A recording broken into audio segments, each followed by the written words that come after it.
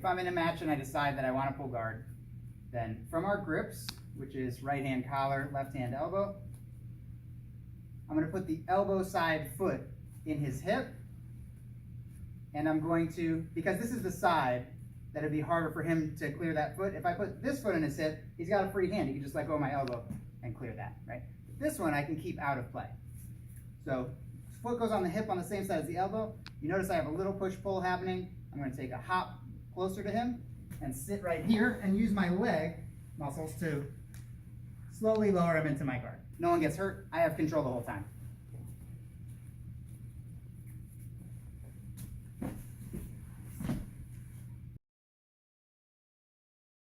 Nick's got like a ton of wrestling experience. He's probably better at takedowns than me, especially if we're not connected. So it might be my goal early on against kind of a wrestler type to make a connection and to pull guard rather than lose 2 points because he's better at takedowns. If I pull him into my guard, there's kind of no point consequence.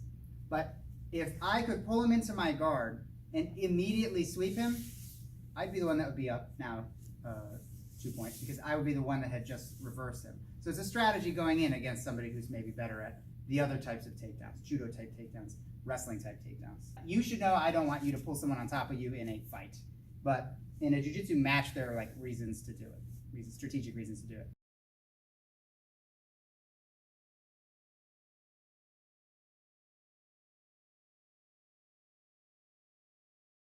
Let's talk about me sweeping him as soon as I sit down to guard. In this case, I'm not actually going to finish pulling him down to guard because I'd like him still to be standing. So it's going to start the same way, where I'm going to make a connection with my foot, and there's going to be a push-pull. But this time, I'm going to sit as close to his lead foot, to this foot, as possible, and with my elbow hand, let go and grab his heel, or his Achilles. So I'm here, it's push-pull. I'm going to sit, and I'm trying to get a hold of his heel. Put my foot here, it's push-pull. And then I'm going to sit as close to his lead foot as I can. So you notice I had to change the trajectory basically of my sit in order to land close enough to grab his foot. So I'm going to sit here, grab this, and then this foot, the other for the free now foot, is going to hook behind his knee. And I have a knee ankle hip sweep. I'm going to push him over. And I'm immediately going to come up with my knee across his leg and take side control here. Then I can reach my butt, but not much further than my butt. I want my butt near his foot so I can reach. So I'm going to come here, grab his heel, and now I have, turn this way a little bit. You can be standing, Anthony. Okay. From here, I'm going to hook behind his knee and knock him over. I folded the foot in that was knocking him over, and this one's just going to cut right across his thigh. And I like to put the elbow in the armpit before taking side. Push, pull. Let's sit here. I'm going to hook this knee, and I'm able to knock him over here. From here, my knee, that was the hooked knee, that knee cuts across. I can use the collar to help pull myself up, cuts across his thigh. So there should be a snapshot like this, where I'm almost going the wrong way, but then I'm going to lead with my head, put my elbow in his armpit, and take side control here.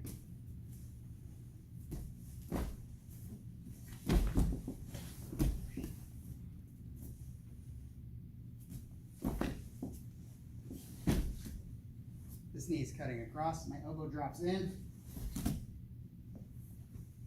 to his arm.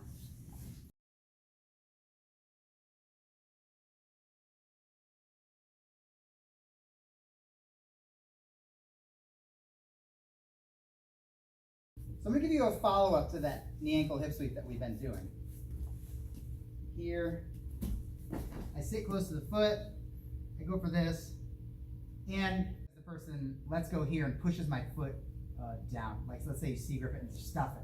Yeah, when I'm here and they stuff that, basically I need to put something back right away on that hip, and I'm going to put the other foot on it. So if I'm here and the person never stuffs that, I switch right away, and I'm going to block now his other heel with my leg. And then it's a nice easy sweep here. I don't want to put my foot through when we land. I don't want to put this over here. I'm going to put it back inside, and I'm going to ride up the same way. My knee cuts, my elbow cuts. All the rest of that is going to be the same. I've always called this one a knee ankle hip sweep, and this one a sickle sweep. I think this is the sickle. I'm going for it, but he stuffs my foot. This could be the end. So I really do need to control both bottom and top of that leg. So most important that I let go of this knee and I just go here right away. And he's pushing down anyway, so no problem turning on my side a little bit and cutting back here. And then you don't have to push hard. You could throw someone across the room with a sweep. It's a very powerful sweep. I'm just pushing very gently. I brought my foot back inside so that I could knee cut. Here. We're here. Yes, if he ever stuffs that, I'm switching to here. Put my foot on the ground between legs. Cut. I don't have a lot of sickle power this way. I'm on my side so that I can knock him over. This foot's on the hip, right? To cut through, to properly cut through, I will be on my side. Here. I go here, he stuffs that, and right away here.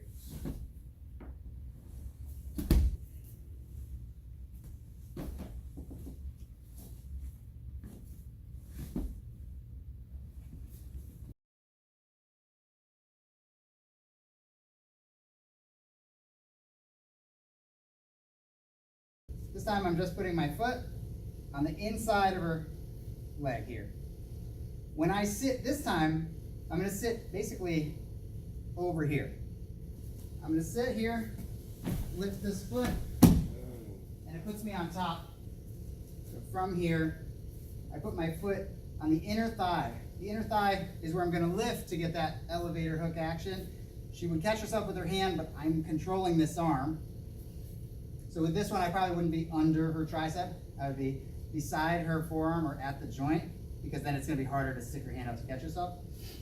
This goes here. If I sit here, she'll mount me. If I sit here and I lift this foot, I'm putting her into mount. You're welcome. So you have to off-center yourself. So I'm here, and I'm going to sit over here. And then I'm already in top position. But again, really important that I don't sit here, but that I sit as out of the way over here as possible, because look, I just cleared a big path that she can't put an arm to catch herself in. And that's the point. That's the point. My leg lifting just helps roll her into that space. I'm here, I sit over here. You guys can go straight to side control. Here, go here.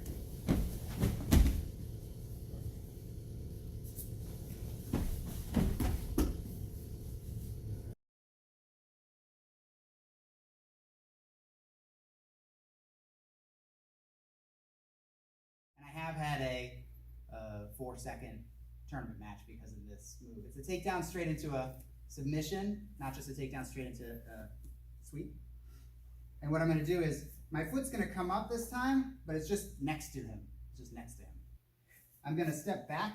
That's usually the best way to set this up. Step back, and then I'm going to put my foot next to him, like I said, and I'm going to kind of bring my body this way while I do that. So it's going to be this. It looks real fancy. It looks like impossibly fancy or something. But you're not going to find it that hard once you start sitting in the right place. It helps for me to step back with my right foot. In fact, it helps even more to step back at an angle and then to be spinning as I come in, because I want my foot here and I want my butt almost outside my foot.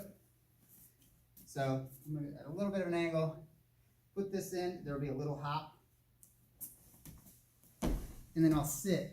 And this leg just comes over his head. So this one was already next to him. That's where I put it first. When I sat, I started a spin that makes it sort of easy to bring this over his head. Holding onto his elbow is super important, because if I let go of it, he'll pull it out. But if I have it, he can't.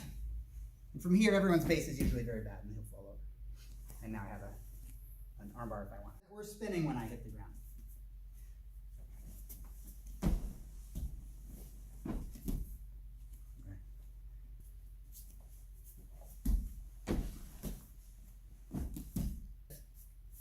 Step back, and when I put this here, if I hop, I'm not hopping toward him, I'm hopping this way, so that when we hit the ground, we are corkscrewing down. That's why he'll be off balance when we hit the ground. So that's it. Very fancy looking move. Crowd pleaser for sure.